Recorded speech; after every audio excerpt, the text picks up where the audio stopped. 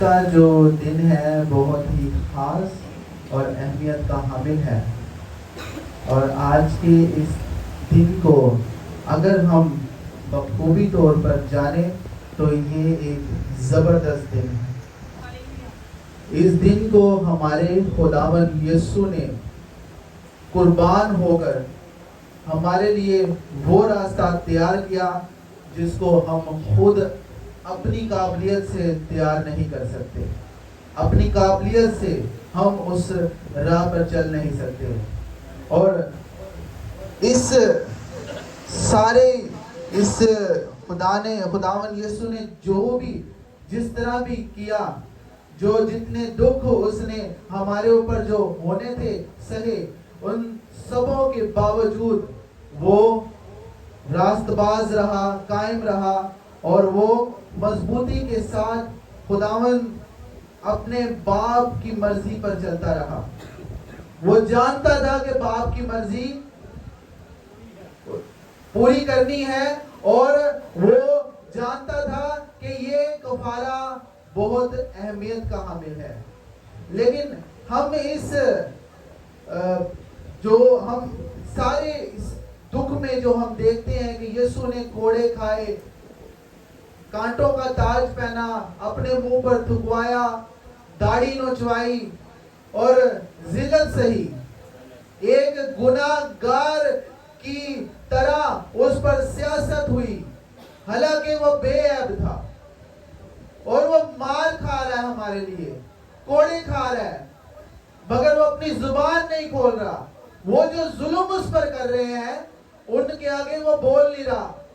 کلام میں لکھا ہے کہ یسوع کو جب وہ پکڑوانے آئے تو لکھا ہے کہ میں باپ سے درخواست کروں گا تو وہ ابھی اسی وقت آسمان پر سے 12 تمن جو ہے وہ ابھی اسی وقت فرشتوں کے جاری کر دے گا، اور لیکن وہ جانتا تھا کہ باپ کی مرضی ہے، اس لیے وہ خاموش رہا۔ اب ہم دیکھتے ہیں کہ یسوع نے تمام ان دکھوں کو سہا اپنے بدن پر، اس کرب کی حالت میں، اس دکھ کی حالت میں، جب وہ دکھ میں ہے، تکلیف میں ہے، ہاتھوں اور پیروں پر کیل لگے ہوئے ہیں، تکلیف میں ہے، اور وہ جو ان پر ظلم کر رہے ہیں، وہ جو یسوع کو مارے، کوڑے مارے، یسوع دل میں آتا ہے جب کوئی آپ کو منہ پر تماچا مارتا ہے تو دل میں اس کے لیے آپ کے اندر قہر بھڑکتا ہے، غضب آ جاتا ہے، آپ غضبناک ہو جاتے ہیں۔ ایسا ہوتا ہے کہ نہیں ہوتا؟ غضبناک ہو جاتے ہیں، اور ایک بدلہ لینے کی ایک دل میں ایک خواہش پیدا ہوتی ہے۔ یہاں پر جو یسوع کلمہ بیان کر رہا ہے، یہ یسوع کی زبان مبارکہ سے نکلا ہے، اور یسوع کہتا ہے اے باپ ان کو معاف کر۔ یہاں ہم دیکھتے ہیں کہ بیٹے کی باپ کے ساتھ پورے طور پر رفاقت ہے، وہ اس میں قائم ہے، مضبوطی کے ساتھ اور دلیری کے ساتھ کہتا ہے اے باپ ان کو معاف کر۔ یہ دلیری ہمارے اندر بھی ہونی چاہیے، باپ جیسی ایک بیٹا اور باپ کا ایک رشتہ ہونا چاہیے۔ لیکن ایک چیز اور ہے، اگر بیٹا باپ سے محبت کرتا ہے تو باپ بھی اسی طرح محبت کرتا ہے، اور آپ تصور کر سکتے ہیں کہ باپ آسمان پر سے بیٹے کو اس حالت میں دیکھ رہا ہے، دکھ کی حالت میں دیکھ رہا ہے۔ اس وقت باپ دیکھ رہا ہے کہ بدن چھلنی ہوا ہے، ہاتھوں پر پیروں پر کیل ہے، کیلوں سے سلیب پر جڑ دیا گیا ہے۔ باپ اپنے بیٹے کو دیکھ رہا ہے،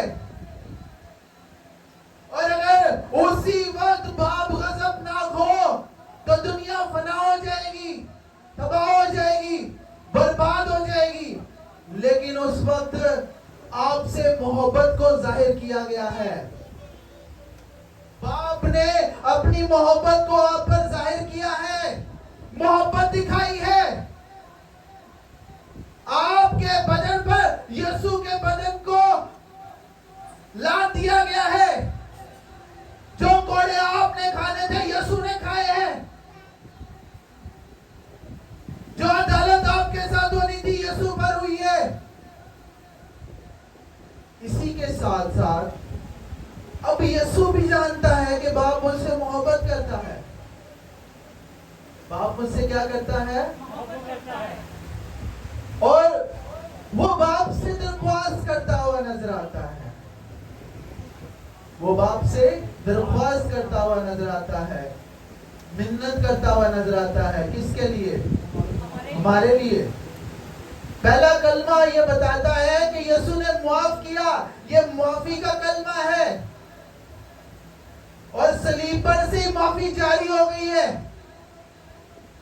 ये पहला कलमा सादिर होने के बाद जब सलीब पर यीशु ने ये कलमा अदा किया तो आसमान पर से भी बाप ने सुन लिया और वैसे ही अमल किया। वो गज़ब जो बाप का था वो नाजिल नहीं हुआ। यहाँ पर हम कुछ बातें सीखते हैं कि बेटे की बाप के साथ बहुत मजबूती के साथ रफाकत है। क्या आज हमारे साथ हमारी रफाकत वैसी है, मजबूती वाली? फिर दूसरी चीज, जुल्म उस पर किए जा रहे हैं, सितम उस पर किए जा रहे हैं, मगर वो खामोश है और वो उनके लिए माफी मांग रहा है जिन्होंने उस पर कोड़े बरसाए, उन पर जुल्म किया, मारा और सलीब पर कुर्बान किया। हालांकि यीशु बेऐब है, बेगुनाह होते हुए भी यीशु फिर क्या कह रहा है कि ऐ बाप इनको माफ कर, क्योंकि ये नहीं जानते कि क्या करते हैं। अब जो बाप है वो तो उन्हें माफ करेगा जो नहीं जानते, लेकिन उनका क्या जो जानते हुए भी गुनाह करते हैं, उनका क्या किया जाए? बहुत से मसीही ऐसे लोग हैं जो निजात के पैगाम से पूरे तौर पर वाकिफ हो चुके हैं, जान चुके हैं, पहचान चुके हैं, मान चुके हैं कि यीशु ही निजात दहिंदा है, मान चुके हैं इस बात को कि यीशु को कबूल किए बगैर निजात नहीं मिल सकती। इस बात को पूरे तौर से वाकिफ हो चुके हैं कि अगर गुनाह करेंगे तो जरूर ही मरेंगे। फिर भी गुनाह पर गुनाह किए जा रहे हैं और कामिल तौबा आज तक किसी की नहीं हो रही। तो फिर सजा होगी कि नहीं होगी? यीशु ने फरमा दिया है, सलीब पर इस कलमे को बयान किया कि अब आप इनको माफ कर, क्योंकि ये नहीं जानते, लेकिन जो जानते हैं उन्हें माफी नहीं मिलेगी। आज का जो कलमा है ये हमें बताता है कि जो जानते हुए भी गुनाह करते हैं उनके लिए माफी नहीं है। उन्हें माफी के लिए अगर वो कहे कि मेरी माफी हो जाएगी तो हरगिज़ ऐसा नहीं है। हाँ, आप काबिल तौबा करें, मुकम्मल तौर पर गुनाहों को अपनी जिंदगी से तर्क करें।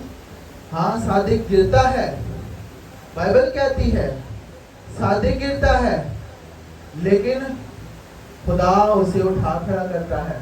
आज हमसे गुनाह होते हैं, गुनाह सर्ज होते हैं, लेकिन वो सादिक नहीं है जो गिरकर गिरा ही रहे, बल्कि उठें, अपने आप को खड़ा कर लें और एक सादिक की तरह जिंदगी गुजारें और हमेशा खुदा के खौफ में रहें, क्योंकि वक्त नजदीक है। आमीन। सो खुदावन आपको आज के इस्लाम के इस बड़ी बरकत दे और तौफीक दे कि हम जो जानते हैं हम गुनाह ना करें। उनकी तो बख्शिश है जो नहीं जानते, लेकिन उनकी बख्शिश कभी नहीं होगी जो जानते हुए भी गुनाह करते हैं। आमीन। खुदावन आपको बरकत दे।